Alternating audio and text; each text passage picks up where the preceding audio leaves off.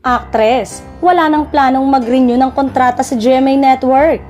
Hanggang ngayon nga ay wala pa din umanong kontrata ang magaling na actress sa kanyang network.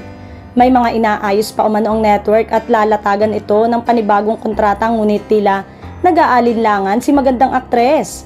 Pero hanggang ngayon ay tahimik pa rin ang magkabilang kampo sa pagitan ng GMA Management at management ng Kapuso actress na may kinalaman sa renewal of contract ng huli. Medyo matagal na rin na nag-expired ang kontrata nito sa Kapuso Network. Although willing naman daw mag-renew muli, pero hindi pa umano tapos ang pakikipag-negotiate ng manager nito sa GMA.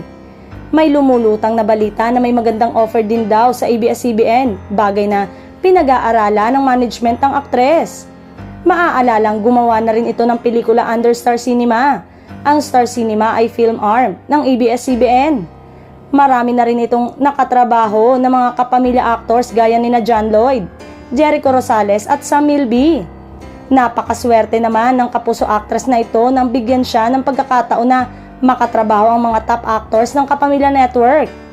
Hininga na din ng panig ang manager kung nag-renew na ba ang actress sa GMA7 at ang sagot lamang ay, "We are still under negotiation."